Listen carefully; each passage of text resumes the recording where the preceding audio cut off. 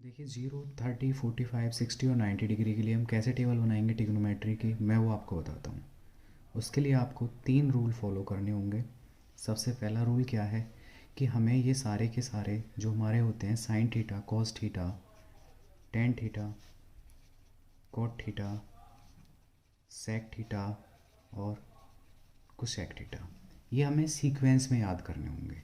जैसे कि sign, cos, ten, ये इसी तरह से होनी चाहिए। ऐसा नहीं है कि कॉस के बाद हम टेन को लिख देंगे या फिर टेन के बाद हम सेक को लिख देंगे। इन छहों को इसी रूप में याद कीजिए।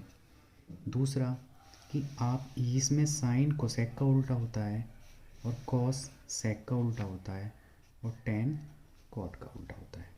उल्टे का मतलब ये होता है कि अगर साइन की कोई वैल्यू हमारे पास 1/2 आती है तो वो कोसेक की वैल्यू 2/1 होगी। अगर कॉस की कोई वैल्यू 1/√2 आती है तो सेक की वो वैल्यू √2/1 होगी। पहला रूल हमारा ये हो गया। सेकंड रूल में क्या होता है कि ज़ीरो का अपोजिट माना जाता है इन्फानाइट और इन्फानाइट का अपोजिट माना जाता है ज़ीरो। दो रूल हो गए। तीसरा रूल क्या होता है कि एक होता है 0/1 और एक होता है 1/0। देखिए 0/1 की वैल्यू ज़ीरो होती है और 1/0 की वैल्यू इन्फानाइट होती है। तो अगर हमने ये तीनों रूल याद कर लिए हैं तो तीनों रूल याद करने का मतलब है हमें ये टेबल याद हो जाएगी। इसको हम इजीली बना लेंगे। फिर तो कैसे बनाएंगे देखिए, वो देखते हैं हम।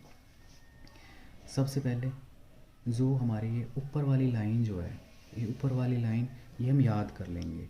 जैसे कि ज़ीरो की वैल्यू, साइन ज़ीरो की वैल्यू ज़ीरो होती है, 30 की वैल्यू 1/2 होती है, 45 की वैल्यू 1/√2 होती है, 60 की वैल्यू √3/2 होती है और साइन 90 की वैल्यू हमारे पास 1 होती है।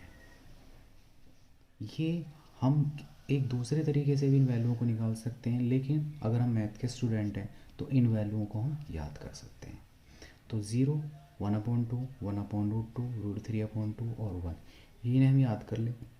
उसके बाद अब हम इनको इंटरचेंज करेंगे। इस 1 को यहाँ पर लिख देंगे, इस √3/2 को यहाँ पर लिख देंगे, इस 1/√2 को यहीं पर रहने देंगे, इस 1/2 को यहाँ पर लिख देंगे और इस 0 को यहाँ पर लिख देंगे। इसके बाद क्या करते हैं, तीसरा नंबर आता है। अब हम क्या करते हैं कि इसे 0 को ऊपर लेंगे, 1 को नीचे लेंगे। तो 0/1 और मैंने बताया 0/1 की वैल्यू होती है 0, तो 0 लिख दिया। फिर इस वाली लाइन पर आए, 1/2 √3/2। इस जैसे कि हम यहाँ पर लिखेंगे 1/2 √3/2। इस 2 से 2 कट जाएगा तो ऊपर 1 बचेगा, नीचे √3 बचेगा। इसको यहाँ पर लिख देंगे 1/√3। सेम इसी तरह इसको करेंगे। ये √2 से √2 कट जाएगा, 1 से 1 कटेगा तो यहाँ पर क्या आ जाएगा, सारा कट जाएगा तो 1 बचेगा। नेक्स्ट पर आए, इस 2 से 2 कटेगा तो √3 ऊपर बचेगा, 1 नीचे बचेगा। मतलब √3 ऊपर बचेगा और 1 नीचे बचेगा। और 1 की नीचे वाले की कोई वैल्यू नहीं होती है तो इसे हम लिखेंगे सिर्फ √3। तो हमने लिख दिया √3। नेक्स्ट 1/0, 1/0 की वैल्यू होती है इन्फानाइट, इसको हम यहाँ पर लिख देंगे इन्फानाइट।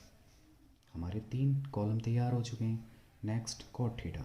अब देखो हमारा सेकंड रूल भी फॉलो हो गया, थर्ड रूल भी यूज़ हो गया। नहीं सॉरी, सेकंड रूल अभी यूज़ नहीं हुआ हमारा, सिर्फ थर्ड रूल जो है वो यूज़ हुआ है।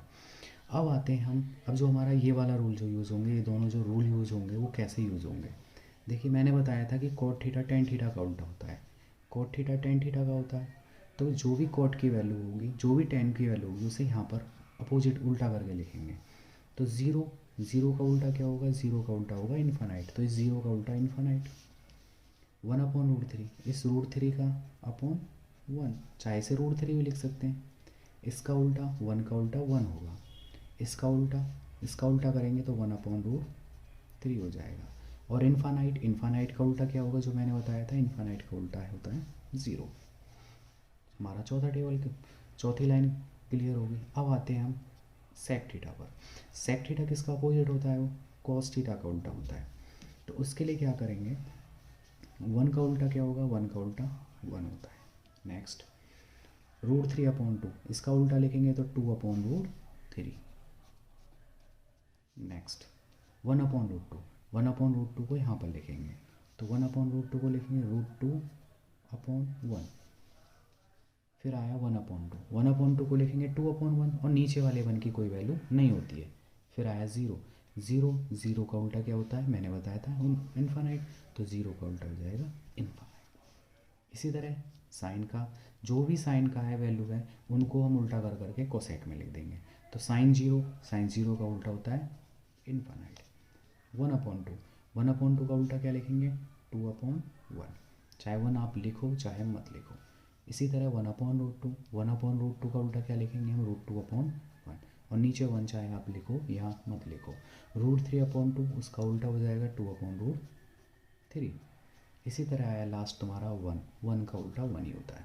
तो सिर्फ हमें क्या है, 3 रूलों को हमें याद करना है कि सबसे पहला rule sine cos tan cot sec और कोसेक, ये सभी के सभी सीक्वेंस में याद होने चाहिए, सीक्वेंस में याद होंगे और यहीं पर भी हम इनको सीक्वेंस में ही लिखेंगे। नेक्स्ट रूल क्या होता है कि 0 का उल्टा इन्फानाइट होता है और इन्फानाइट का उल्टा 0 होता है। एंड थर्ड और लास्ट रूल क्या होता है कि 0/1 उसकी वैल्यू 0 होती है और 1/0 उसकी वैल्यू होती है इन्फानाइट। तो अगर हम ये 3 रूल हमने याद किए, पहली वाली रो को हम याद कर लेंगे, तो उससे क्या है फिर हम इनको सभी की सभी टेबल बना लेंगे। और बस इतना ही है।